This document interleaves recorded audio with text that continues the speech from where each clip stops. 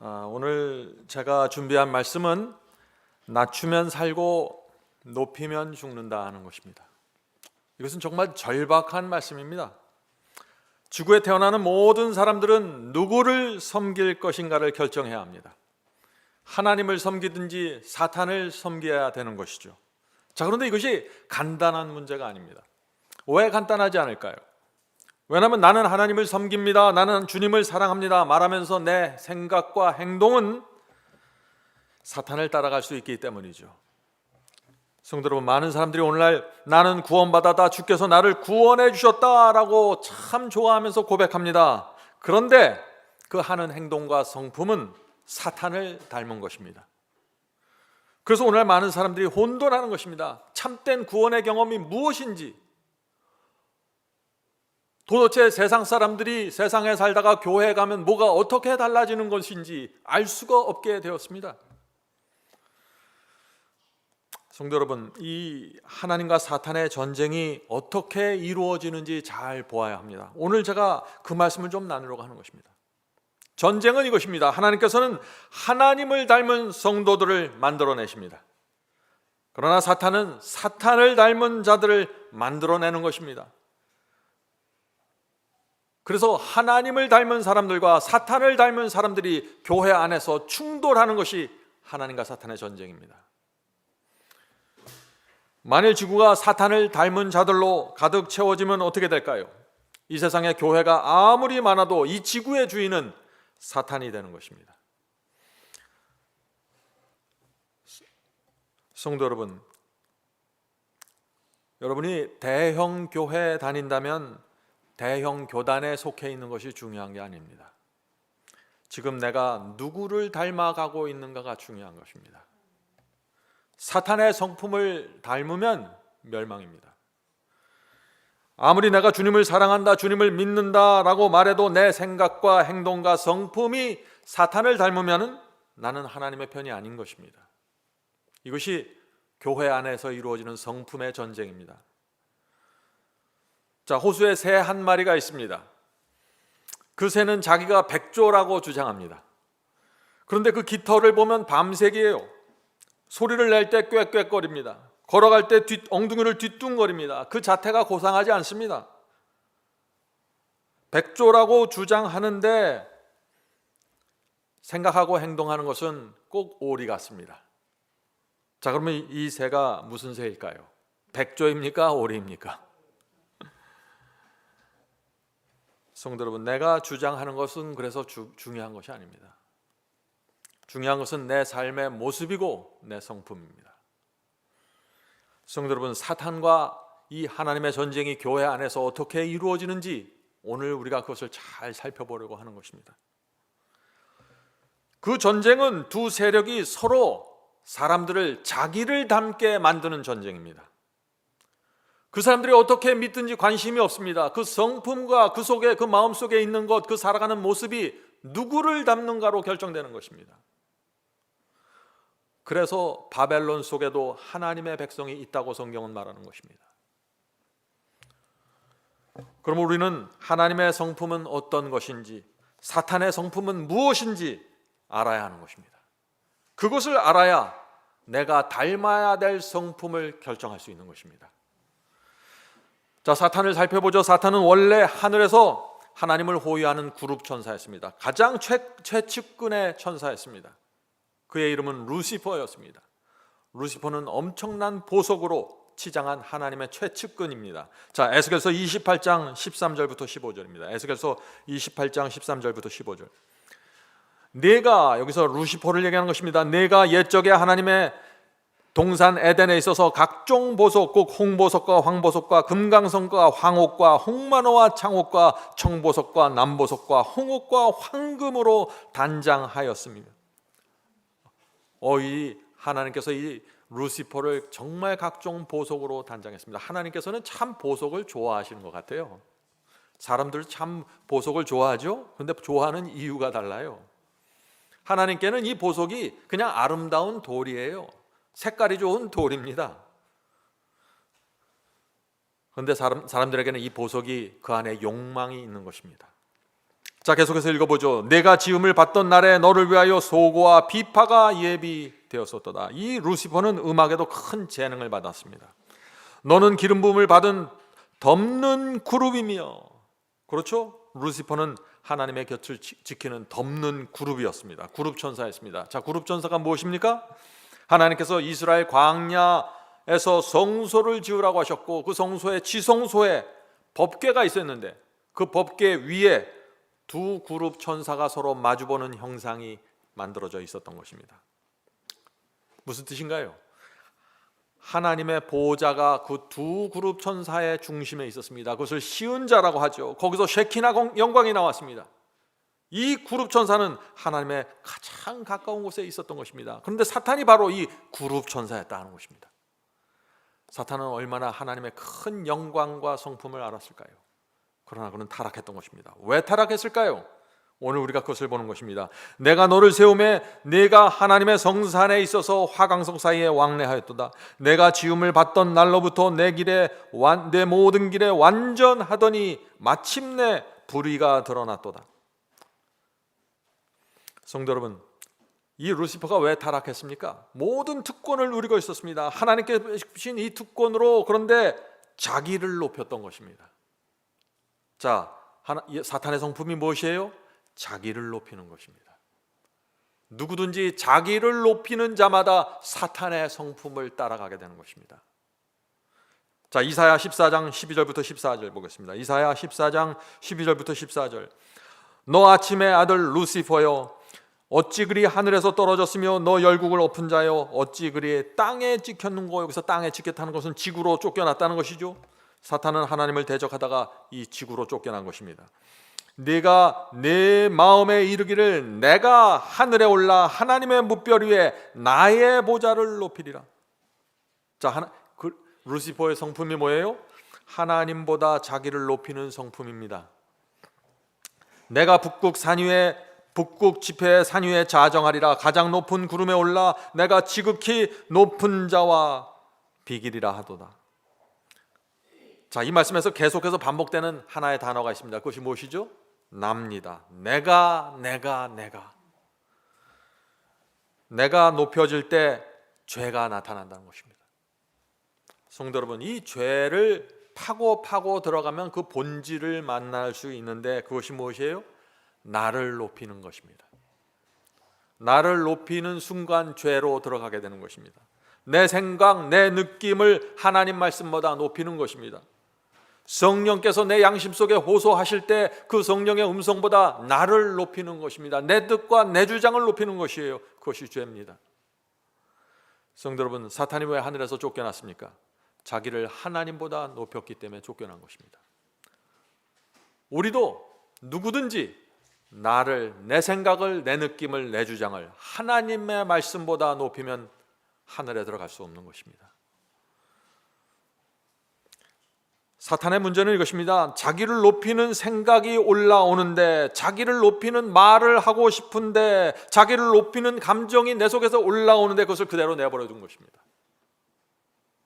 자기를 쳐서 복종시켜야 되는데, 내 뜻과 내 감정이 중요한 것이 아니라 하나님이 중요하다는 것을 알고 굴복해야 되는데 그것이 안 되는 것입니다.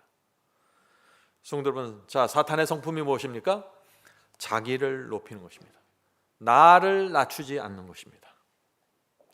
자, 그렇다면 하나님의 성품, 그리스도의 성품은 무엇일까요? 그 반대입니다. 나를 낮추는 것입니다. 우리가 어떻게 그리스도의 성품을 닮을 수 있을까요? 나를 낮추면 되는 것입니다. 자, 빌립보서 2장 7절 8절입니다. 바울은 이 그리스도의 성품을 이렇게 얘기합니다. 빌립보서 2장 7절 8절. 오히려 자기를 비워 종의 형체를 가지사 사람들과 같이 되셨고 사람의 마음으로 나타나사 자기를 낮추시고 죽기까지 복종하셨으니 곧 십자가에 죽으심이라. 사탄과 완전히 다른 성품이죠. 십자가의 사랑이 어떻게 나타나게 되었습니까? 사랑이 나타나려면 어떻게 돼요? 나를 낮추고 죽기까지 하나님께 복종하면 사랑은 자연히 나타나는 것입니다. 많은 사람들이 내가 살아있고 내가 높여지면서 사랑도 나타나고 하니까 자꾸 실패하는 것입니다. 성도 여러분, 나를 낮추어야 합니다. 내 자존심이 올라올 때, 내 이기심이 올라올 때 성령께서 그렇게 하지 말아야 한다, 그것은 사탄의 정신이야 라고 말씀하실 때 죽기까지 복종하십시오. 그것이 사랑입니다. 바울은 그래서 고린도전서 9장에 이렇게 말하는 것입니다. 고린도전서 9장 27절, 내가 내 몸을 쳐 복종하게 함은 내가 남에게 전파한 후에 자신이 도리어 버림을 받을까 두려워합니다. 자, 성도 여러분, 왜 내 몸을 쳐서 복종시켜야 합니까? 낮아지기 원하기 때문입니다. 다시 말해서 그리스도의 성품을 담기 원하기 때문입니다. 그래서 내 자신을 쳐서 복종시키는 것입니다. 그리스도의 사랑과 그분의 성품이 너무나 원하기 때문에, 내가 그 사랑을 꼭, 내가 그 성품을 꼭 갖기 원하기 때문에 나를 내려놓는 것입니다. 자, 성경을 읽어보면요, 죽기까지 복종하라, 피 흘리기까지 죄와 싸우라, 이런 엄청난 극단적인 표현들이 나와요. 왜 그럴까요? 전쟁하고 있기 때문입니다. 많은 사람들이 이것을 몰라요. 지금 우리는 하나님과 사탄의 전쟁에 들어가고 있어요. 이것을 이해하지 못하면 기독교 신앙이 무엇인지 모르는 것입니다. 그냥 교회 다니면서 자기 만족하고 끝나버릴 수가 있어요. 성도 여러분, 이것을 잊지 마시길 부탁드립니다. 하나님의 성품은 자기를 낮추는 것이고, 사탄의 성품은 자기를 높이는 것입니다. 지구에 태어나는 모든 사람은 이 두 성품 중에 하나를 받아들이게 되는 것입니다. 자, 그런데 문제는 뭐냐면, 이 사탄의 성품은요, 우리가 가만히 있어도 저절로 자라난다는 것이에요. 우리의 죄된 본성 때문에 그런 것입니다. 이기심과 교만과 잡초는 그대로 내버려 두어도 잘 자라납니다. 그런데 하나님의 성품은 나를 부인하고 낮추어야만 자라납니다. 성령께서 호소하실 때 굴복해야 이 하나님의 성품이 내 속에서 자라날 수 있는 것입니다. 그래서 낮추고 굴복하는 경험이 없으면 누구도 그리스도의 성품을 닮아갈 수 없는 것입니다. 자, 성도 여러분, 하나님께서 우리의 인생을 어떤 길로 인도하실까요? 이제 우리가 이 답을 아는 것입니다. 나를 낮추고 낮출 수 있는 길로 우리를 인도하시는 것입니다. 왜요? 하나님의 목적은 우리를 구원하는 것이기 때문에 그렇죠. 하나님께서 이스라엘 백성을 40년 동안 광야를 돌게 한 이유가 그렇다면 무엇일까요? 그들을 낮추는 것입니다. 우리가 이렇게 보면 성경이 보이는 것입니다. 그때 왜 그런 사건이 있었고, 그때 왜 그런 역사가 생겼는지 하나님의 마음을 알면 성경이 보이는 것이에요. 신명기 8장 2절 보겠습니다. 신명기 8장 2절, 내 하나님 여호와께서 이 40년 동안 내게 광야길을 걷게 하신 것을 기억하라. 이는 너를 낮추시며, 이것이 광야길의 목적입니다. 하나님께서 왜 이스라엘 백성을 낮추시려고 했을까요? 계속 읽겠습니다. 너를 낮추시며 너를 시험하사 내 마음이 어떠한지 그 명령을 지키는지 지키지 않는지 알려 하심이라. 성도 여러분, 하나님께서 우리를 낮추어 주어야만 주의 말씀에 순종할 수 있는 것입니다. 머리를 들고 목을 세우는 순간 하나님의 성품이 나타날 수 없는 것입니다. 우리가 아무리 율법을 지키고 이것저것 해도 하나님의 성품으로 하지 않으면 그게 무슨 의미가 있을까요? 우리는 경험을 통해서 이것을 참 잘 압니다.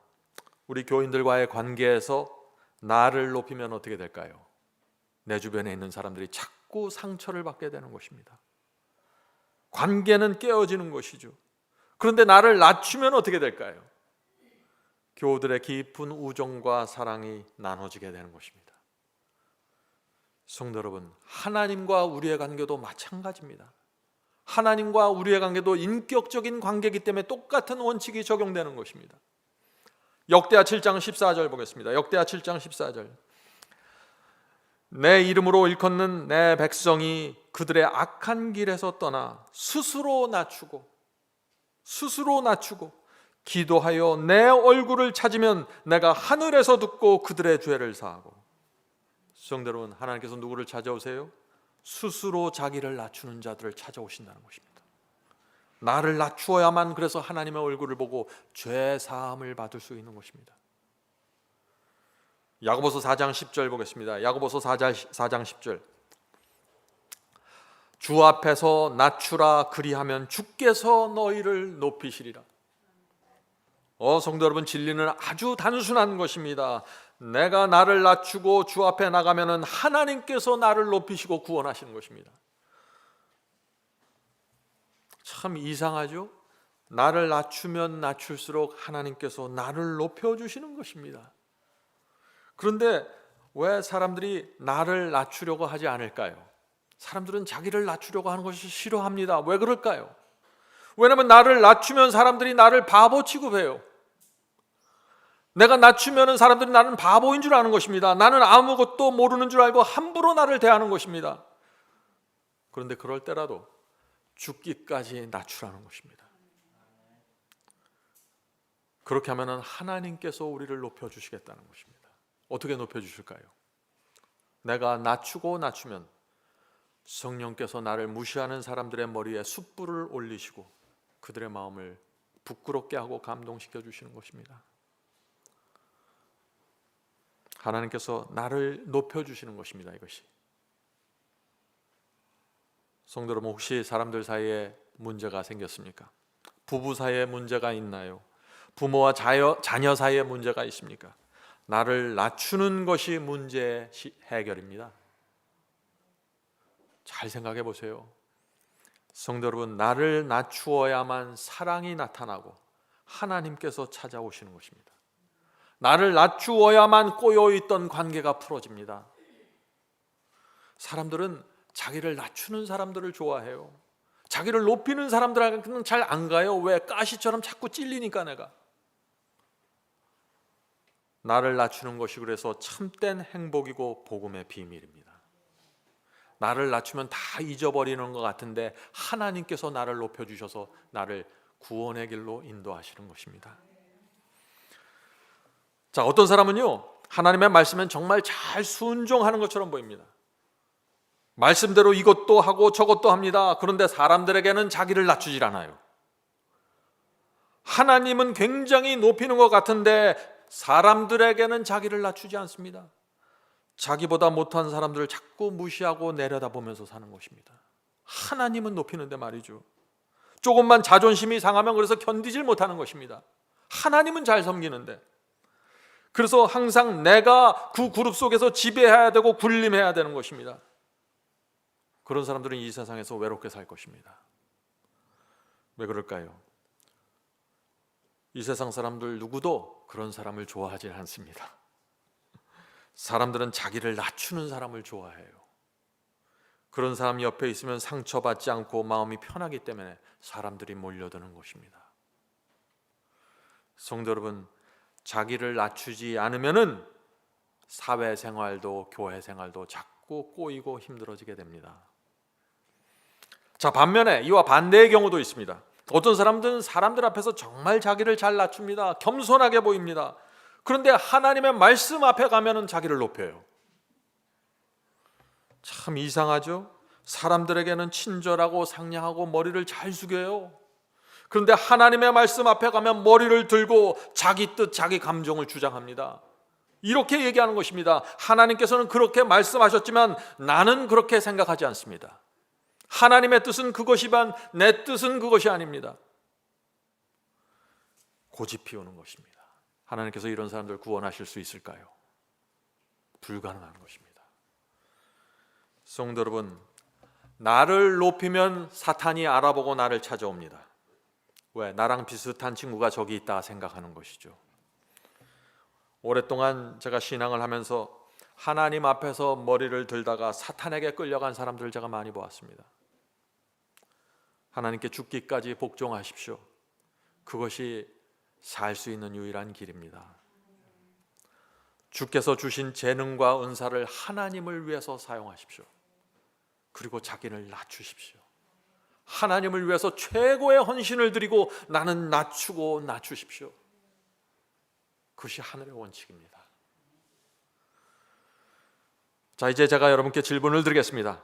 자, 어떻게 나를 낮출 수 있을까요? 나는 지독하게 이기적이고 교만한데 어떻게 나를 꺾고 낮출 수 있습니까? 이 질문이죠. 이 질문에 대한 대답이 무엇일까요? 오늘 제가 참 좋아하는 글을 읽어드리겠습니다. 이 말씀을 잘 들어보시기 바랍니다. 인간의 마음을 제 위치에 놓게 만드는 것이 무엇인가? 그것은 갈보리의 십자가이다. 우리의 믿음의 주요 온전케 하시는 그리스도를 바라보면 자아를 높이고 영광스럽게 하고자 하는 모든 욕망이 티끌에 묻히게 된다. 어떻게 자아를 꺾을 수 있어요? 그리스도를 십자가를 바라보는 것입니다. 우리가 십자가를 정면으로 바라볼 때 자아를 꺾고 낮추는 정신이 나타난다. 내가 내 자신을 낮추고 내가 내 자아를 꺾는 것이 아니에요. 여러분도 오해하시면 안 됩니다. 십자가를 바라보셔야 됩니다. 그때 성령께서 내게 역사하셔서 나를 낮추어 주시는 것입니다. 계속해서 읽겠습니다. 십자가를 묵상할 때 우리는 하나님의 피가 모든 믿는 자에게 가져다 준 놀라운 은혜에 압도된다. 하나님께서는 그리스도의 피를 통해서 인간을 찬양하고 교만한 정신을 낮추신다. 십자가가 세워지는 곳마다 자아를 높이는 일은 사라지며 참된 겸손이 나타나게 된다. 성도 여러분 아시겠죠? 이것이 복음의 비밀입니다. 나를 낮추는 방법입니다. 성도 여러분, 이것이 하나님께서 우리를 당신을 닮게 만드는 방법입니다. 그리스도를 바라보십시오. 날마다 시간을 내셔야 됩니다. 십자가를 그런데 바라보면은 왜 내 자아가 꺾이고 나를 낮추게 될까요? 그리스도의 사랑과 희생을 바라보면은요, 나를 높이는 것이 얼마나 유치하고 졸렬한 것인지 내가 깨닫게 됩니다. 내 모습이 보게 되는 것이죠. 그래서 십자가를 바라보는 사람마다 내 명예와 내 이름과 내 자존심과 내 재산과 내 모든 것을 땅에 묻어버리고 마는 것입니다. 아무것도 아니란 것을 알게 되는 것이죠. 이것이 기독교 신앙입니다. 이것이 하나님을 닮는 사람이 되는 방법입니다. 성도 여러분, 우리가 자신을 높여서 무슨 소용이 있겠어요? 우리는 얻을 것을 다 얻었는데, 저와 여러분은 그리스도의 피를 통해서 우주에서 가장 귀한 것을 얻었는데 여기서 뭐가 더 필요하다고 나를 높이려고 하십니까? 감추어진 보화를 갖게 되었습니다. 진리의 깊은 곳을 우리가 보게 되었습니다. 예수님과 함께 영원히 살 수 있는 길을 발견했습니다. 우리에게 무엇이 더 필요합니까? 여기서 더 내가 무엇을 더 높아져야만 더 무엇을 얻으려고 이렇게 방황하십니까? 우리가 어떻게 나를 내세우고 나를 높일 수 있습니까? 우리는 그럴 수 있는 사람이 아닙니다. 왜냐하면 우리가 너무나 큰 은혜를 받았기 때문이죠. 우리는 그저 감사하면서 살면 되는 것입니다. 주여, 제가 여기 있습니다. 제가 무엇을 하면 될까요? 성도 여러분, 하나님과 사탄의 전쟁은요, 우리가 잘 아는 대로 진리에 대한 전쟁입니다. 사탄은 진리를 공격해서 무너뜨리려고 하고 거짓 복음을 교회에 퍼뜨려서 성도들을 멸망시키려고 하는 것입니다. 그런데 하나님께서는 당신의 종들을 통해서 진리를 보존하고 전파하시는 것입니다. 교회 안에 참된 복음을 세우기 위해서 역사하십니다. 이것이 하나님과 사탄의 전쟁이 교회 안에서 일어나는 모습입니다. 진리를 놓고 펼쳐지는 전쟁이죠. 그런데 이 전쟁은 여기서 끝나지 않는다는 것입니다. 전쟁은 성품에 대한 전쟁으로 깊이 연결되어 있습니다. 하나님께서는 진리와 성령으로 우리의 성품을 주님을 닮게 만들어 가시는 것입니다. 진리대로 변화된 사람들, 진리 따라 사는 사람들로 우리를 만들어 가시는 것입니다. 그것이 전쟁의 결론이에요. 하나님과 사탄의 전쟁은 교리 전쟁이 아닙니다. 그것은 성품의 전쟁입니다. 누가 나를 닮았는지 보여주는 전쟁입니다. 바울은 이 점에 대해서 놀라운 말씀을 했습니다. 로마서 8장 29절입니다. 로마서 8장 29절. 하나님께서는 미리 아신 사람들이 자기 아들의 모습이 뭐예요? 그리스도의 모습을 얘기하는 것이죠. 자기 아들의 모습을 닮게 하시려고 그들을 예정하시고, 이 무슨 뜻입니까? 하나님께서 태초부터 우리가 그리스도를 닮는 것을 예정하셨다는 것입니다. 미리 정하셨다는 것입니다. 그 예정을 위해서, 그 예정을 이루기 위해서 그리스도를 인간으로 보내서 한 모본을 세워주셨다는 것입니다.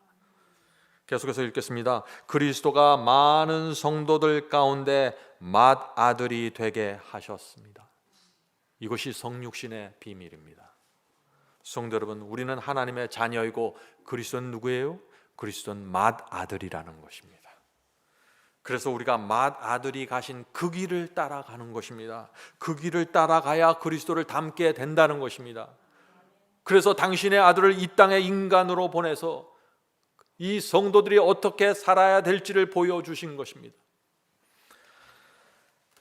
성도 여러분, 하나님과 사탄 사이의 전쟁이 어떻게 벌어지는지 보실 수 있습니까? 보셔야 되는 것입니다. 진리의 전쟁이 복음의 전쟁이 성품으로 전쟁으로 이어져 가는 것입니다.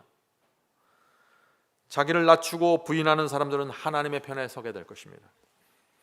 그러나 자기를 높이고 자기를 위해서 살아가는 사람들은 결국 사탄의 편으로 가게 될 것입니다. 자기를 낮추면 살고 높이면 죽는 전쟁입니다. 살고자 하는 자는 죽고 죽고자 하는 자는 살게 되는 전쟁입니다. 예수께서 이 문제를 이렇게 분명하게 설명해 주셨습니다. 마태복음 16장 24절입니다. 마태복음 16장 24절. 누구든지 나를 따라오려거든 자기를 부인하고 자기 십자가를 지고 나를 따를 것이니라. 자, 성도 여러분, 아무리 내가 주님을 믿는다고 고백해도 나를 부인하고 십자가를 져야만 하나님의 성품이 나타난다는 것입니다. 성도 여러분, 이 구원은 우리가 누구의 성품을 담는가로 결정되는 것입니다. 내가 어떤 교단에 속해 있고 내가 어떤 교리를 믿는가로 결정되는 것이 아니에요. 내가 믿는 그 진리가 내 성품에 어떤 영향을 주었는가가 중요한 것입니다. 오늘날 기독교에서 이 진리를 이해하고 있는 사람들이 얼마나 될까요? 성품에 대한 진리를 모르면은요, 믿기만 하면 구원받는다는 설교 속으로 다 따라가 버리고 마는 것입니다. 다들 성품의 변화 없이 어떤 교리와 어떤 성경 해석의 이해로만 구원을 받으려고 하기 때문에 그런 것이에요. 자, 이제 질문을 드립니다. 하나님을 시인하고 예수를 영접하면 내가 사탄의 성품을 닮을지라도 구원받을 수 있을까요? 하는 질문입니다. 이 대답은 이제 여러분이 아시겠죠. 바울의 대답을 들어보세요. 바울은 이 면에 있어서 분명합니다. 디도서 1장 16절입니다. 디도서 1장 16절. 그들이 하나님을 시인하나 행위로는 부인하니 가증한 자요 복종하지 아니하는 자요 모든 선한 일을 버리는 자니라. 얼마나 분명합니까? 오늘날 교회 안에 하나님을 사랑한다고 말합니다. 그런데 행위로는 부인하는 자입니다. 가증하다는 것입니다. 이런 사람들이 오늘날 많이 있을까요? 많이 있습니다. 주님을 믿는다고 말하면서 행위로는 자기를 낮추지 않고 복종하지 않고 선한 행실이 없습니다. 성령께서 내 마음을 감동하셔도 선한 행위를 하기로 결정하지 않는 것입니다. 자기를 위해서 살아가는 것입니다. 성도 여러분, 그래서 사탄은 지금 하나님을 향해서 지금 이렇게 도전하는 것입니다. 교회 안에 있는 교인들을 지적하면서 하나님께 지금 이렇게 도전하는 것이죠. 자, 이 말씀을 들어보세요. 하나님 지구에 수많은 교회들이 있고 교회마다 하나님을 믿는 사람들이 가득 차 있습니다. 그러나 그들의 성품은 나를 닮았습니다. 작은 루시퍼들이 교회를 채우고 있습니다. 그들은 교회 안에 들어가서 지금 나를 지지하고 있습니다. 성도 여러분, 이것이 오늘날 교회의 모습 아닌가요? 우리가 이것을 알아야 되는 것입니다. 사탄은 사람들이 교회에 몰려가는 것을 신경 쓰지 않아요.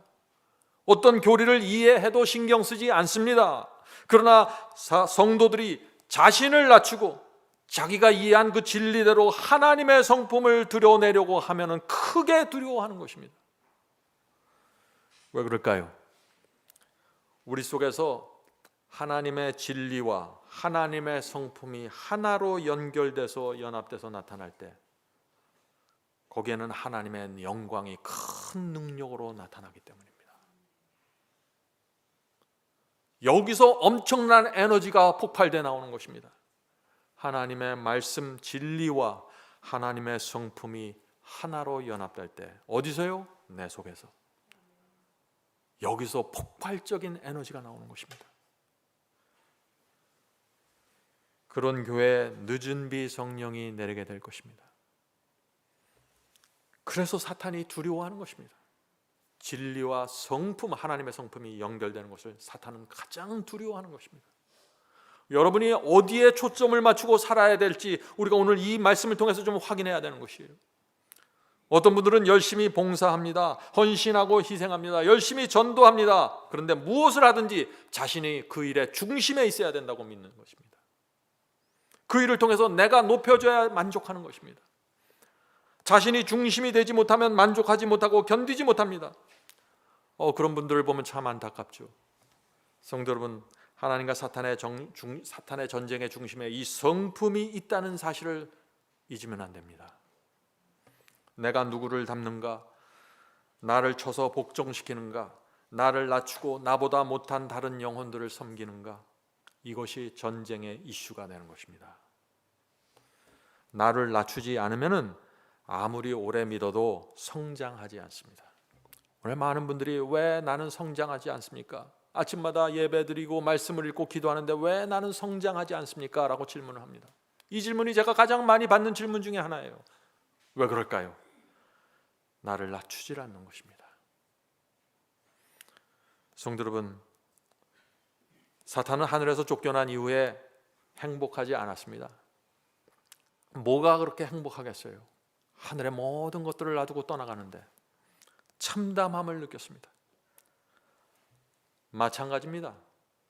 우리도 우리 자신을 높이면은요, 참된 행복과 영혼의 평안을 누릴 수가 없는 것입니다.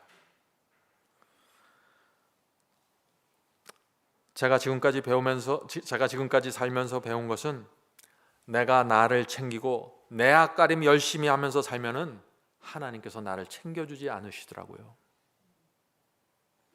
먼저 그 나라와 그의 의를 위해서 살면은 하나님께서 모든 것을 책임져 주시는 것입니다. 나를 높여 주시는 것입니다.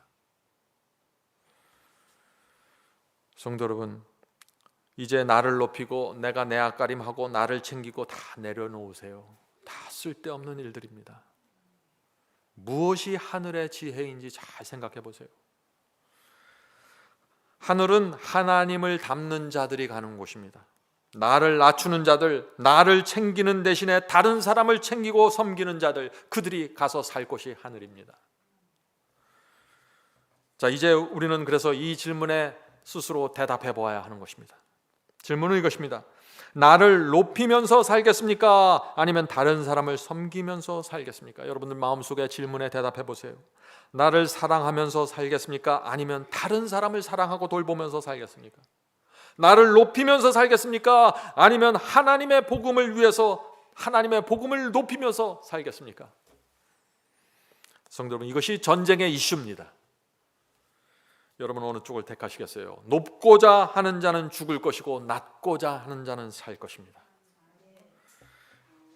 자, 에덴 동산에서 사탄은 똑같은 방법으로 공격합니다. 아담과 하와를 어떻게 공격했어요? 하나님께서 너희에게 선악과를 따먹지 말라고 했니? 괜찮아. 네가 원하는 대로, 네가 느끼는 대로 선택할 수 있어 라고 유혹을 했죠. 무슨 뜻이에요? 너희 자신을 높여도 영생할 수 있어, 그 말을 한 것이에요. 아담의 아들 가인은 어떻습니까? 가인은 내가 원하는 대로 내 방식대로 제사를 드리기 원했습니다. 내가 중심에 있었던 것입니다. 하나님의 말씀과 그분의 뜻은 상관없어요. 내가 중심에 있는 것입니다. 동생 아벨의 제사가 하나님께 인정받았습니다. 자기는 인정받지 못하는데 어떻게 했어요? 그래서 동생을 죽였습니다. 무슨 문제입니까? 내가 인정받지 못하면 견디지 못하는 것입니다. 내가 높아져야만 내 마음에 평안이 있는 것이에요. 나를 섬기고 나를 높이면은 주변 사람들이 죽어갑니다. 그런데 성도 여러분, 성경의 이야기가 뭔가요? 성경의 이야기는 한마디로 나를 높이는가 나를 낮추는가입니다. 요셉, 야곱, 아브라함 다 마찬가지예요. 모두 나를 높이는 사람에서 출발했습니다. 그런데 나를 낮추는 사람으로 변화됐다는 것입니다. 성도 여러분, 하나님과 사탄의 이 전쟁을 잘 보셔야 됩니다. 무엇이 전쟁의 이슈인지 말이죠. 사탄이 우리를 어떻게 유혹하는지 잘 알아야 됩니다. 사탄의 방법을 알아야 돼요. 사탄은 항상 내 감정, 내 뜻을 높이도록 이끌어갑니다. 나는 볼품없는 고양이인데 마치 나를 사자처럼 생각하고 착각하면서 살게 만들어버려요. 사탄이 유혹하는 방법이에요. 성도 여러분, 이 사탄은 바보가 아니에요. 나를 유혹할 때, 우리를 유혹할 때 뻔히 보이도록 유혹하지 않아요. 그런 식으로 유혹하면 누가 넘어가겠어요? 우리를 유혹할 때 나는 이기적인 사람이 될 거야, 나는 나를 높여서 사탄의 성품을 닮을 거야, 이렇게 생각하도록 접근하지 않습니다. 그렇게 접근하면 누구도 넘어가지 않겠죠. 어떻게 할까요? 그러면 겉으로 볼 때는 선교하는 모습입니다. 겉으로 볼 때 봉사하는 것처럼 보이게 합니다. 봉사하도록 내버려 둡니다. 그런데 그 속에서 은근히 이기심이 자라나게 만들어가는 것입니다. 겉으로 볼 때 노골적인 교만은 없어요. 겉으로 볼 때는 자기를 낮추는 것처럼 보입니다. 그런데 그 속에서 은근히 자기를 높여가고 있는 것입니다. 사탄은 이렇게 교묘하게 차근차근 우리를 무너뜨리는 것입니다. 그래서 많은 사람들이 내가 사탄을 닮아가고 있다는 것을 모르는 것입니다. 그래서 무서운 것이에요, 이게. 나는 진리를 이해하고 교리를 이해하고 성경 해석을 이해하고 나는 봉사하고 있어요. 헌신하고 있어요. 예배드리고 헌금을 냅니다. 그런데 내 속에서 사탄의 성품이 차근차근 자라나고 있는 거예요. 성도 여러분, 이 말씀과 성령으로 우리가 날마다 깨질 않으면요, 지금 내가 누구를 닮아가고 있는지 모릅니다. 조심해야 되는 것입니다. 그래서 날마다 나를 보여달라고 기도하셔야 돼요. 내가 지금 누구를 향해 가고 있는지 보여달라고 기도하셔야 돼요. 사탄은 오랜 세월에 걸쳐서 보이지 않게 은근히 교묘하게 나를 높이도록 이끌어갑니다. 겉으로는 예절이 있고 교양이 있어 보이게 해요.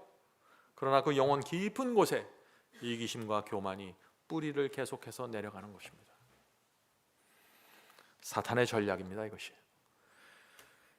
성도 여러분, 사탄은 우리가 설교하고 봉사하고 도와주고 선교하면서 사탄의 성품을 닮아가게 하는 것입니다. 그래서 날마다 설교하고 경건하게 사는 목회자들 중에서, 성직자들 중에서 어느 날 갑자기 사탄의 모습이 나타나는 것입니다. 사람들은 깜짝 놀라죠. 아니, 저분이 저런 사람이었어. 그 속에서 차근차근 무너져 갔던 것입니다. 잘 보세요. 오늘날 기독교를 뒤덮고 있는 성품이 어떤 성품인지. 오늘날 정통교회라고 하는 사람들 속에서, 그런 교회들 속에서 어떤 성품들이 올라오고 콩나물 시루에 콩나물처럼 어떤 성품이 올라오는지 잘 보세요. 성도 여러분, 교회 안에 있는 누구도 나는 사탄을 닮겠습니다, 나를 높이고 나는 이기적인 사람이 되겠습니다 라고 말하거나 생각하는 사람은 한 사람도 없어요. 그런데 실제 삶에서 자신을 끊임없이 높이면서 사는 것입니다. 봉사하면서 높이고, 선교하면서 높이고, 설교하면서 높이고, 내가 원하는 만큼 인정받지 못하면 밤에 잠을 자지 못하는 것입니다. 사탄에게 당했습니다.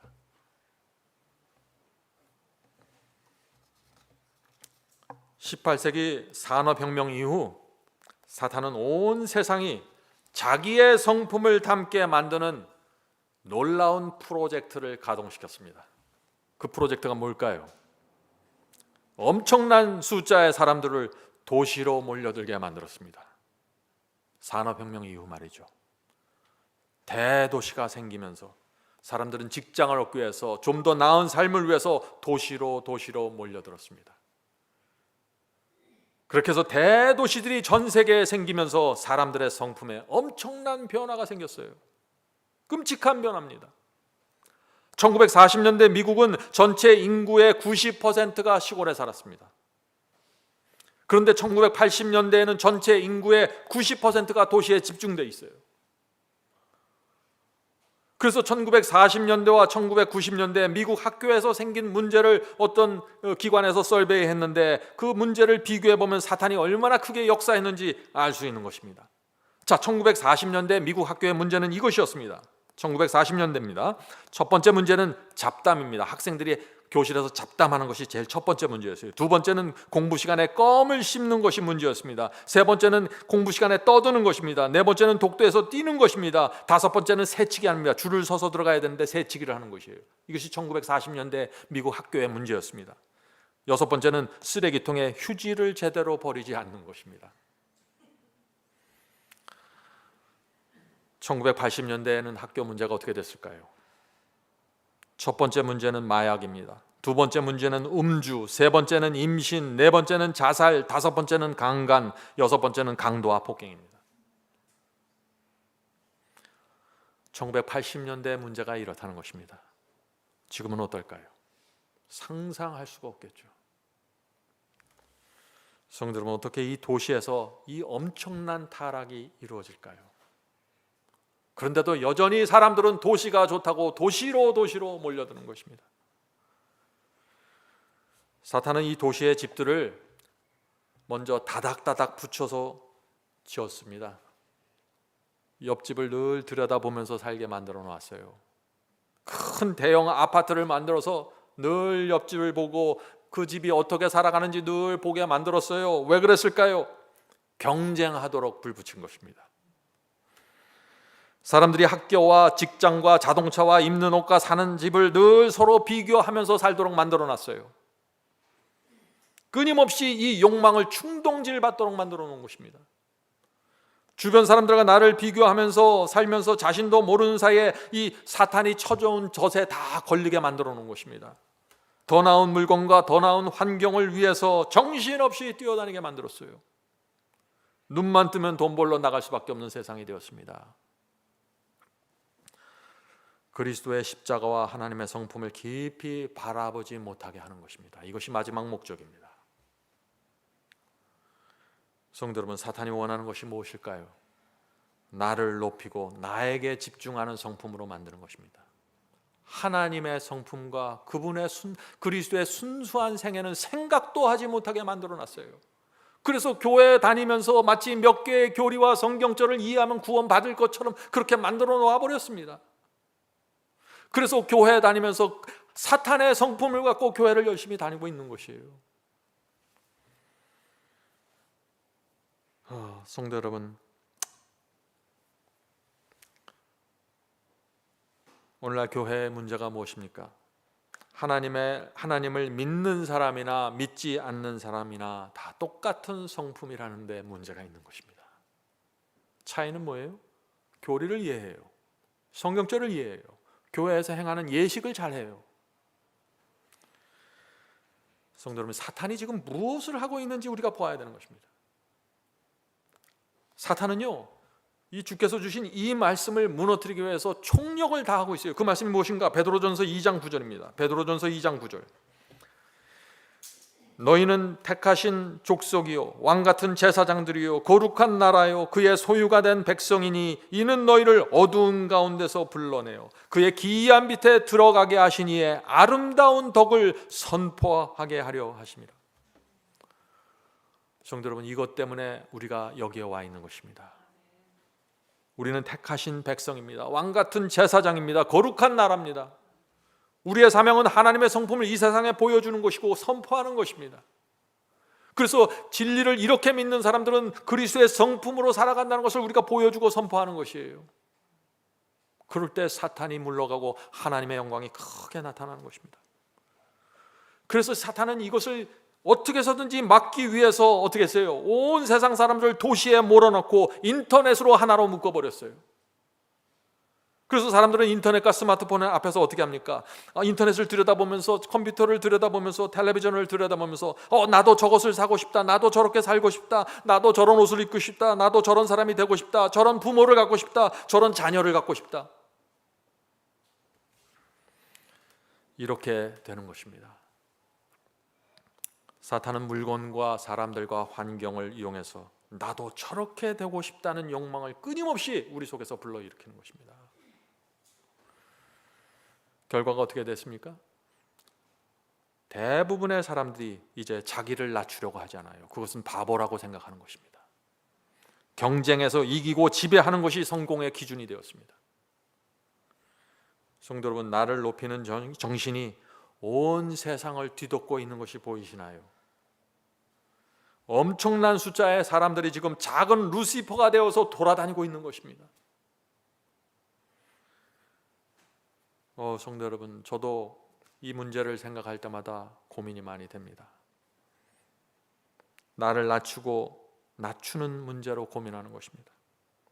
주님의 성품과 생애를 볼 때마다 제가 너무나 이기적이구나, 아직도 많이 부족하구나라고 느낄 수밖에 없는 것입니다.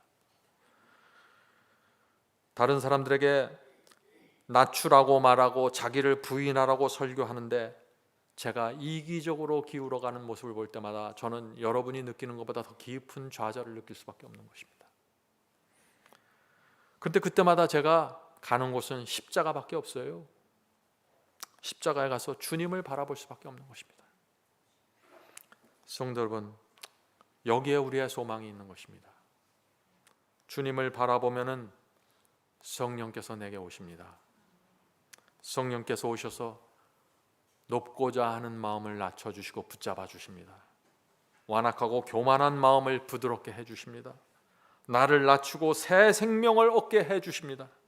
성령께서 권세로 임하시고 파워로 임하실 때 죽었던 우리가 살아나게 되는 것이죠. 이것이 구원의 역사입니다. 우리가 우리 자신을 바라볼 때 낭망하고 좌절할 수밖에 없지만 그리스도의 생애와 그분의 십자가의 사랑을 바라보면 거기서 우리가 다시 살아나는 것입니다. 그래서 바라보셔야 되는 것입니다. 아무리 바쁘고 아무리 쫓겨도 바라보지 않으면 죽습니다. 성도 여러분, 성경은 분명하게 선포합니다. 무엇을 선포할까요? 마지막 때가 되면은 하나님의 성품을 충만하게 반사할 한 백성이 나타날 것이라고 예언하고 있는 것입니다. 예수께서 재림하시기 직전의 말이죠. 그 말씀이 요한계시록 14장에 있습니다. 요한계시록 14장, 내가 보니 보라 어린 양이 시온산에 섰고 그와 함께 14만 4천이 섰는데 그 이마에 어린 양의 이름과 그 아버지의 이름을 쓴 것이 있도다. 분명하죠? 마지막 때에 나타나는 이 14만 4천은 어떤 사람들이라고 했습니까? 지금 사도 요한은 말하고 있는 것입니다. 그들의 이마를 내가 보니까 어린 양의 이름이 기록되어 있고 하나님의 이름이 기록되어 있다고 지금 말하고 있는 것이에요. 무슨 뜻이에요? 이 14만 4천인의 성도들은 그리스도의 성품과 하나님의 성품을 닮고 있다는 것입니다. 이들은 나를 부인하고 낮추는 백성들이라는 것입니다. 그래서 하나님의 성품과 사랑을 드러내는 사람들이라는 것이죠. 저와 여러분은 반드시 이 백성에 참여해야 하는 것입니다. 오늘 어떤 분들은 14만 4천에는 유대인들이라고 생각합니다. 그런 분들은 어떻게 믿냐면 개신교 전체가 하나님의 마지막 역사에서 빠져버리고 유대인들이 회개하고 말세의 주인공이 돼서 등장하게 된다고 생각하는 것입니다. 정말 그럴까요? 14만 4천인가 이 유대인 문제에 대해서는 제가 바이블 칼리지에 자세히 다루었습니다. 11개의 강의를 제가 올려놓았습니다. 여러분들 꼭 와서 들으시길 바랍니다. 이스라엘 건국과 7년 환란과 예루살렘의 제3성전에 대해서도 자세히 설명해 놓았습니다. 마지막 사명 웹사이트에 오셔서 꼭 이번 기회에 확인해 보시길 바랍니다. 여러분들이 아무리 오랫동안 믿었다고 할지라도 이번 기회에 다시 한번 확인해 보시길 바랍니다. 여러분이 놀라운 빛을 발견하게 될 것입니다. 자, 14만 4천인은 하나님의 인을 이마에 받는다고 말하고 있습니다. 자, 그 말씀이 요한계시록 7장 3절이죠. 요한계시록 7장 3절입니다. 우리 하나님의 종들의 이마에, 자, 이마라는 것은 영어로 forehead입니다. 앞이마예요. 앞이마입니다. 이마에 인치기까지 땅이나 바다나 나무에 해하지 말라 하더라. 자, 분명합니다. 하나님의 인은 앞이마에 인을 쳐지게 되는 것입니다. 자, 그런데 짐승의 표도 어디에 찍혀요? 이마에, 앞이마에 쳐지는 것입니다. 자, 요한계시록 13장에 그 말씀이 있습니다. 요한계시록 13장 15절 16절입니다. 짐승의 우상에게 경배하지 아니하는 자는 몇이든지 다 죽이게 하더라. 저가 모든 자 곧 작은 자나 큰 자나 부자나 빈궁한 자나 자유한 자나 종들로 그 오른손이나 이마에 forehead입니다. 똑같은 단어예요. 이마에 표를 받게 하고. 자, 왜 하나님의 인과 짐승의 표가 똑같은 장소 앞 이마에 쳐지게 될까요? 중요한 질문이죠. 왜냐하면 인간의 이 이마에 두뇌에 영적인 성품이 담겨져 있기 때문입니다. 우리의 성품은 앞이마에 있는 것이에요. 그래서 성품이 하나님을 닮으면 하나님께서 이 사람은 나의 것이라 하고 이 앞이마에 이 두뇌 속에 두뇌 세포에 이 사람은 나의 것이다 하고 인을 쳐주시는 것입니다. 그러나 우리 성품이 사탄을 닮으면 사탄이 우리를 자기 것으로 주장하면서 짐승의 표를 받게 만들어가는 것입니다.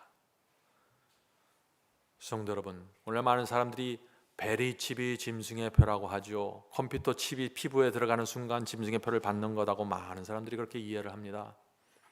하나님의 인과 짐승의 표는 성품으로 결정되는 것입니다. 앞 이마에 어떤 성품이 담겨져 있는가가 중요한 것입니다. 여러분들 이번 기회에 바이블 칼리지에 반드시 오셔야 됩니다. 제가 자세하게 설명해 두었습니다. 성도 여러분, 오늘날 기독교에서 가장 강조하는 것이 무엇입니까? 가장 강조하는데 가장 혼돈되어 있는 것이 무엇일까요? 그것은 사랑이고 성품입니다. 사랑의 성품이 가장 혼돈되어 있어요. 바울은 사랑이 없으면 아무것도 아니라고 계속해서 경고합니다. 고린도전서 13장에 그 말씀이 있죠. 고린도전서 13장입니다. 13장 1절부터 3절. 내가 사람의 방언이나 천사의 말을 할지라도 사랑이 없으면 소리나는 구리와 울리는 꽹과리가 되고, 아무리 방언해 보세요, 아무리 천사의 말을 한다고 주장해 보세요, 사랑이 없으면 아무것도 아닙니다. 울리는 꽹과리, 의미 없는 꽹과리 소리예요. 내가 예언하는 능이 있어 모든 비밀과 모든 지식을 알고 산을 옮길 만한 모든 믿음이 있을지라도 사랑이 없으면 내가 아무것도 아니요. 엄청난 말씀이죠.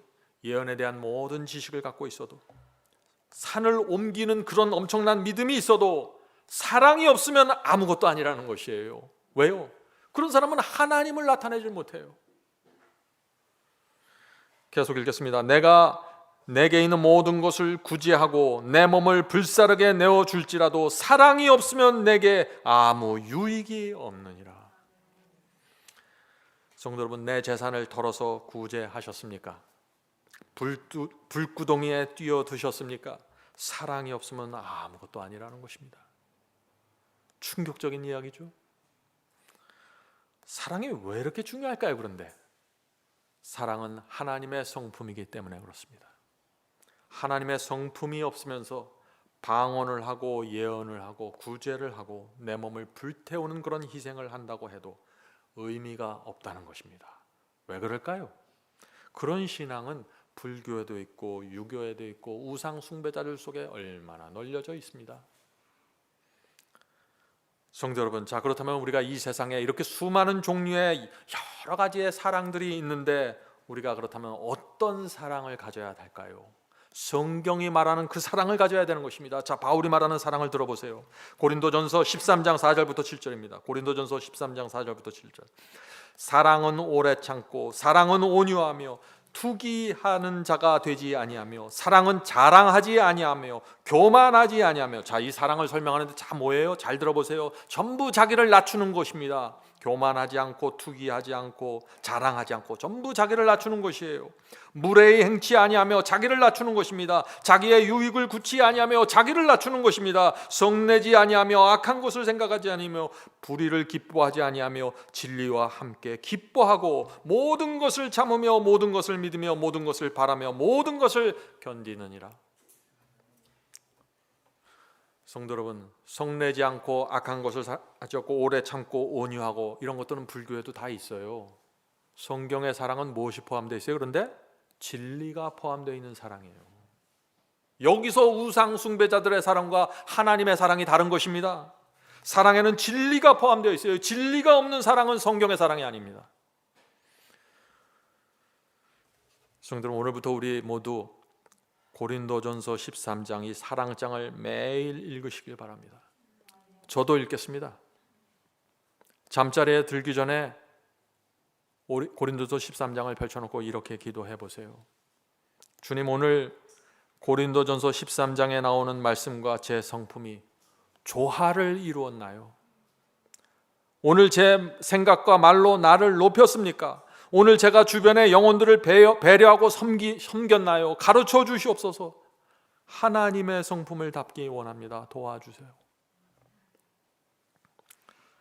성도 여러분, 우리가 이렇게 기도하면은 성령께서 오셔서 내가 어떤 사람인지 보여주십니다. 내가 어떤 사람인지 알아야 돼요. 성령께서 분명하게 보여주십니다. 내가 누군지를 알아야 돼요. 그래야 내가 성령께 매달리게 되는 것입니다. 주여, 내가 하나님을 닮기 원합니다. 이제 보니 내가 사탄을 닮아가고 있었네요. 이렇게 기도하게 되는 거예요. 그래야. 성도 여러분, 잘 보세요. 하나님과 사탄의 전쟁은 성품의 전쟁입니다. 분명합니다. 이 전쟁에서 나를 높이며 나를 섬기면 철저하게 패배해버립니다. 아무리 오래 교회 다녀도 나를 낮추지 않으면 성품은 변화는 없습니다. 오늘 많은 분들이 묻는 질문이 이것입니다. 죄에 깊이 오염되어 있는 우리가 어떻게 나를 섬기지 않고 살 수 있을까요? 이 질문은 중요한 질문이죠. 이 질문의 대답이 무엇입니까? 감사입니다. 감사가 있는 사람은 자기를 섬기지 않게 됩니다. 내 영혼 속에 감사가 있으면 나를 높이지 않게 되는 것입니다. 자, 오늘 그 말씀을 살펴보죠. 신명기 26장 5절부터 10절입니다. 신명기 26장 5절부터 10절. 너는 또 내 하나님 여호와 앞에 아뢰기를 내 조상은 유리하는 아람 사람으로서 소수의 사람을 거느리고 애굽에 내려가서 거기 우거하여 필경은 거기서 크고 강하고 번성한 민족이 되었더니. 자, 이건 무슨 뜻일까요?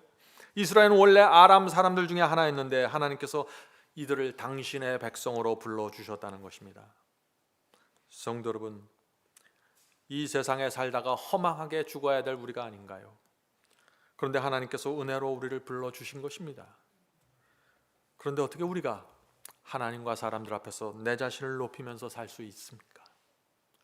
정말 하나님의 은혜에 대한 감사가 내 마음에 있다면 우리는 내 자신을 내려놓고 낮추면서 살아가게 된다는 것입니다. 계속해서 읽겠습니다. 애굽 사람이 우리를 학대하며 우리를 괴롭게 하며 우리에게 중역을 시킴으로 우리가 우리 조상의 하나님 여호와께 부르짖었더니.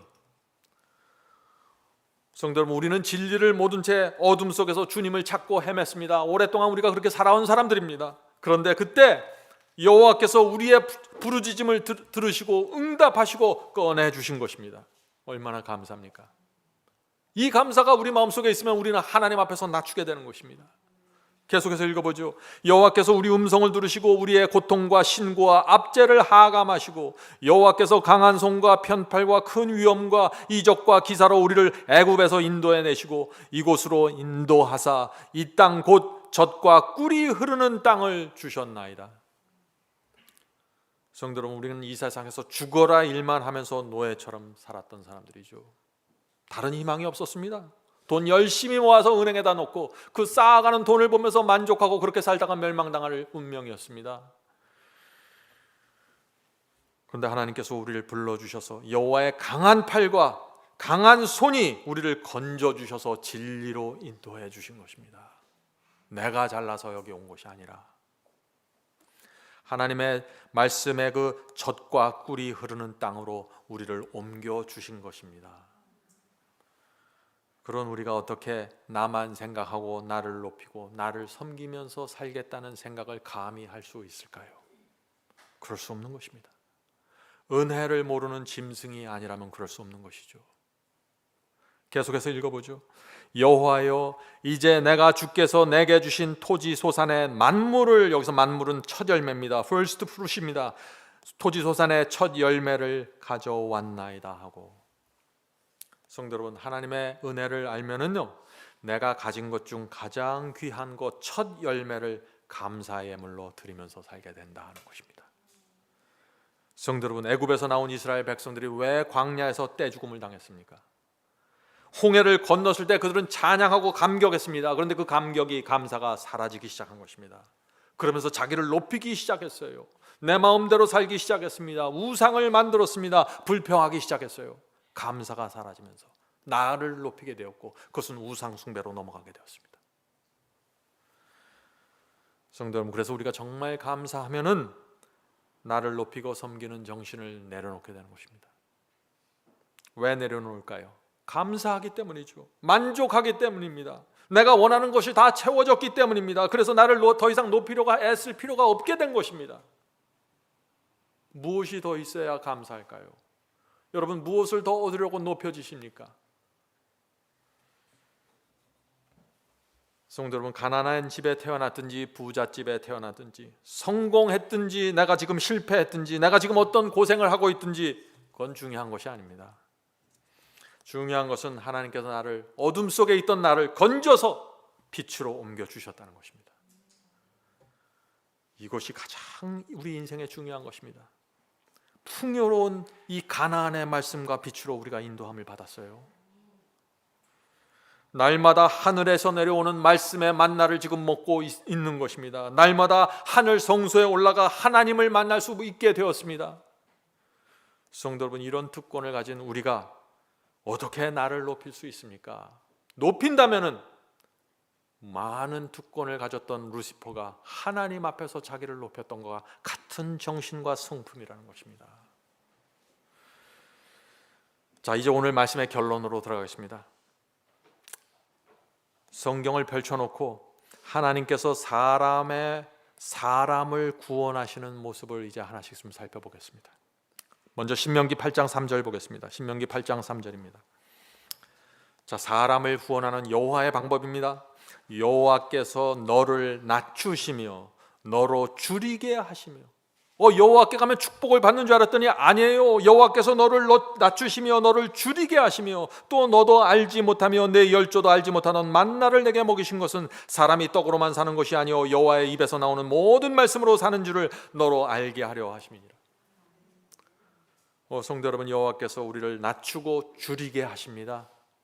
왜 그렇게 하실까요? 우리는 어떻게 해서든지 나를 높이고 교만하려고 하기 때문에 하나님께서 우리를 광야 같은 인생 속으로 끄집어 들여서 우리를 낮추고 줄이게 하시는 것입니다. 그래서 하나님을 보고 외치게 만드는 것입니다. 우리를 살리고 구원하려고 하시는 것이죠. 우리를 낮추어 주셔야만 우리가 여호와의 입에서 나오는 말씀을 받아 먹게 되는 것입니다. 하나님께서 우리를 낮추고 줄이게 하시면은 물론 어렵습니다. 고통스럽습니다. 그런데 우리는 그런 경험을 통해서 하나님의 말씀을 받아 먹을 수 있는 사람이 되는 것입니다. 성도 여러분, 하나님께서 이 죄된 인간들을 어떻게 구원하시는지 잘 보셔야 돼요. 나를 낮추어야 하는 것입니다. 신명기 8장 16절. 내 열조도 알지 못하던 만나를 광야에서 내게 먹이셨나니 이는 다 너를 낮추시며, 다시 낮추죠. 너를 낮추시며 너를 시험하사 마침내 내게 복을 주려 하심이었느니라. 하나님께서 왜 우리를 낮추신다고 했습니까? 하나님께서 복을 주실 때 우리가 받게 하기 위해서입니다. 우리를 낮추지 않으면은요, 하나님께서 우리에게 복을 주셔도 이게 복인지 뭔지 몰라요. 많은 사람들이. 하나님께서 말씀을 주시고 진리를 주셔도 오늘날 수많은 사람들이 그것을 큰 무거운 짐과 멍해로 받아들이고 있지 않습니까? 분별을 못하는 것이에요. 이게 좋은 건지 나쁜 건지. 많은 사람들이 그래요. 목사님, 내가 이 진리를 조금 늦게 앉았으면 내가 좀 더 잘 살다가 조금 진리로 돌아올 텐데 나중에. 뭔지 모르는 것이, 이게 지금 뭔지 모르는 거예요. 전혀. 성도 여러분, 우리를 낮추고 교만을 꺾으시기 위해서 고난을 허락하시는 그 하나님의 마음을 우리가 알면은 우리는 하나님께 아주 가까이 가게 될 것입니다. 이사야 26장 5절입니다. 이사야 26장 5절. 여호와는 높은 데 거하는 자를 낮추시며, 다시 낮추시죠. 높은 데 거하는 자를 낮추시며 높이 솟은 성을 헐어 땅에 엎으시되 진토에 미치게 하셨도다. 하나님께서 높은 데 거하는 자는 낮추어 주십니다. 높은 성처럼 교만한 자는 땅에 엎어 맺히십니다. 왜 그럴까요? 하나님의 구원을 받게 하려면 다른 방법이 없어요. 교만한 자에게는 이렇게 하실 수밖에 없는 것입니다. 어떻게 해서든지 이걸 구원해갖고 하늘로 끌고 가야 되니까 말이죠. 성경을 제가 사람들에게 가르쳐 보면은요, 이런 모습들이 나타나요. 제가 말씀을 나누고 복음을 전할 때 사람들이 진리를 이해합니다. 하나님의 뜻이 무엇인지 깨닫습니다. 좋아합니다. 그런데 순종은 하지 않습니다. 왜 그럴까요? 그 사람이 지금 높은 데 거하기 때문입니다. 하나님의 뜻이 알긴 아는데 높이 솟아있는 성 속에 들어가서 살고 있어요. 하나님께서는 높은 곳에 있는 사람을 구원하실 수가 없는 것입니다. 하나님은 하고 싶어도 이 사람이 거절을 하기 때문에 못하는 것이에요. 그래서 먼저 그를 낮추시는 것입니다. 그래서 고난은 은혜라고 말하는 것입니다. 욥기 22장 29절 보겠습니다. 욥기 22장 29절. 네가 낮춤을 받거든 높아지리라 말하고 하나님은 겸손한 자를 구원하시느니라. 얼마나 분명합니까? 하나님께서 우리를 낮추시면은 우리는 감사하다고 말해야 되는 것입니다. 왜냐하면 하나님의 구원이 이르렀기 때문이죠. 하나님께서 우리를 낮추실 때는 반드시 하나님의 목적은 우리를 구원하시는 것입니다. 하나님께서 우리에게 고난을 허락하실 때는 그때 하나님께서 가진 목적은 우리를 구원하시는 것입니다. 우리를 사탄의 성품에서 꺼내서 하나님의 성품을 담는 자로 만들기 위한 하나님의 수단입니다. 시편 17절입니다. 시편 17절. 여호와여, 주는 겸손한 자의 소원을 들으셨으니 저의 마음을 예비하시며 귀를 기울여 들으시고. 여호와께서 누구의 말에 귀를 기울이신다고 했어요? 겸손한 자입니다. 여호와께서 겸손한 자가 기도하면은 귀를 기울이신다는 것입니다. 하나님께서 이 겸손한 자를 어떤 눈으로 바라보는지 잘 보셔야 돼요. 시편 147편 6절입니다. 시편 147편 6절. 여호와께서 겸손한 자는 붙드시고 악인은 땅에 엎드려 트이시는도다. 겸손한 자는요, 실수하고 넘어져도 여호와께서 붙들어 주세요. 왜 붙들어 주실까요? 이 겸손한 자는 주님의 뜻을 정말 따르기 원했는데 잘 몰라서 쓰러진 것이에요. 경험이 부족해서 넘어진 것입니다. 주께서 이것을 아시는 것이에요. 그래서 넘어지면 붙들어 주시는 것입니다. 그런데 악인은 땅에 자빠져도 붙들어 주지 않으신다고 했어요. 왜 그럴까요? 악인은 하나님의 뜻이 무엇인지 아는 사람입니다. 그런데 그것을 무시하고 거절하는 것입니다. 하나님께서 그런 사람을 도와주고 싶어도 도와주실 수가 없는 것입니다. 왜요? 거절하기 때문이죠. 잠언서 3장 34절입니다. 잠언서 3장 34절. 진실로 여호와는 거만한 자를 비웃으시며 겸손한 자에게 은혜를 베푸시는도다. 하나님의 말씀 앞에서 거만을 떠는 사람들이 있죠. 나는 이기적으로 태어났기 때문에 순종할 수 없습니다. 나는 죄인으로 태어났기 때문에 순종할 수 없습니다. 거만입니다. 하나님께서 그런 사람들을 보면서 비웃으신다고 지금 말하고 있는 것이에요. 그런데 겸손한 자는 어떻습니까? 주여 말씀만 하옵소서, 제가 여기 있습니다. 이렇게 말하면서 하나님께 바싹 다가가는 사람입니다. 겸손입니다. 이것이. 하나님께서 그런 사람은 불쌍히 여기시고 은혜를 베풀어 주신다는 것입니다. 그 사람이 부족하고 경험이 부족해서 쓰러져고 넘어져도 하나님께서 끝까지 붙들어 주시는 것입니다. 왜요? 이 사람은 부족하지만 주여 제가 주님의 말씀대로 살기 원합니다. 도와주시옵소서. 이 심령이 있기 때문에 그런 것입니다. 성도 여러분, 나를 낮추어야 합니다. 그래서 이사야 57장 15절입니다. 여호와는 통회하고 마음이 겸손한 자와 함께 거하나니 이는 겸손한 자의 영을 소성케 하며 통회하는 자의 마음을 소성케 하려 함이라. 성도 여러분, 여호와께서 누구와 함께 하신다고 했어요? 통회하고 겸손한 자입니다. 여호와께서 어떤 사람을 소성시킨다고 했습니까? 통회하고 겸손한 자입니다. 성도 여러분, 우리가 어떻게 살아야 될까요? 우리의 신앙이 어디에 목적을 두고 살아가야 될까요? 분명하지 않나요? 야고보서 4장 6절 보겠습니다. 야고보서 4장 6절. 하나님이 교만한 자를 물리치시고 겸손한 자에게 은혜를 주신다 하였느니라. 성경 전체가 똑같은 메시지를 계속해서 주고 있는 것입니다. 교만한 자는 하나님과 함께 있을 수가 없다는 것입니다. 그러나 자기를 낮추는 자는 하나님의 은혜를 받는다고 약속하고 있는 것입니다. 베드로전서 5장 6절 보겠습니다. 마지막 성경절이죠. 베드로전서 5장 6절입니다. 그러므로 하나님의 능하신 손 아래서 겸손하라. 때가 되면 너희를 높이시리라. 성도 여러분, 이 땅에서 낮추고 낮추면서 살아야 합니다. 그것이 사탄의 유혹을 피하는 길입니다. 우리가 낮추면은 언젠가 때가 돼서 하나님께서 반드시 우리를 우주 가장 높은 곳에 올려놓으실 것입니다. 그것이 천국입니다. 그때 우리는 상상할 수 없는 보상을 받게 되는 것입니다. 너희가 나를 따르기 위해서, 내 성품을 담기 위해서 너희가 낮추고 사는 것을 내가 기억한다. 말할 수 없는 보상으로 갚아주시는 것입니다. 성도 여러분, 살고자 하는 자는 죽을 것이고 죽고자 하는 자는 삽니다. 높고자 하는 자는 죽을 것이고 자기를 낮추는 자는 영생으로 들어갑니다. 이것이 성경의 원칙이에요. 부디 성령께서 우리를 낮추시고 교만을 땅에 묻어주시기를 간절히 바랍니다. 하늘에 계신 아버지, 저희는 태어나면서부터 이기적입니다. 저희는 나를 높이지 않으면 견디지 못합니다. 주여, 우리에게는 희망이 없습니다. 우리의 유일한 소망은 성령께서 우리 속에서 권세로, 파워로 역사하시는 것입니다.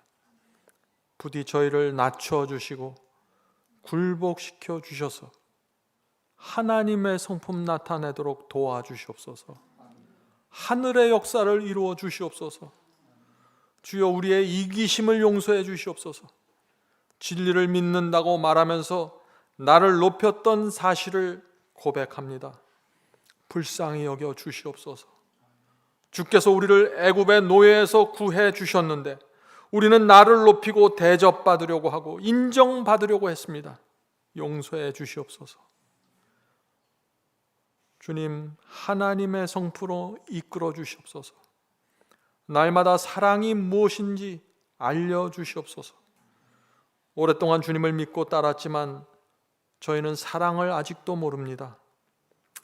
주께서는 십자가에 달려서 죽기까지 영혼들을 염려하셨는데 저희는 늘 나만을 염려하면서 살고 있습니다. 주여, 저희는 주님의 사랑에 너무나 멀리 미치지 못합니다. 너무 멀리 떨어져 있습니다. 주여, 저희를 불쌍히 여기고 이제 주님의 사랑으로 들어가게 도와주시옵소서. 주의 사랑이 우리 속에 나타나기를 저희가 소원합니다. 도와주시옵소서. 이제부터 주님의 성품을 저희가 날마다 묵상하길 원합니다.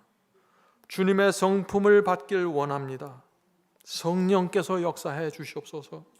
저희가 바라볼 때 성령이 저희 속에 들어오셔서 주의 사랑 만들어 주시옵소서. 주 앞에 나가 회개할 때 하늘의 사랑을 받는 경험이 무엇인지 경험하게 도와주시옵소서. 주여, 마지막 때 하나님의 인을 받는 성도들이 나타난다고 했습니다. 저희가 그 속에 포함되기를 소원합니다. 저희 이마에 어린 양의 이름과 하나님의 이름이 기록되기를 원합니다. 주여, 인쳐 주시옵소서. 인침받는 길로 가게 도와주시옵소서. 예수님의 이름으로 간절하게 기도드립니다. 아멘.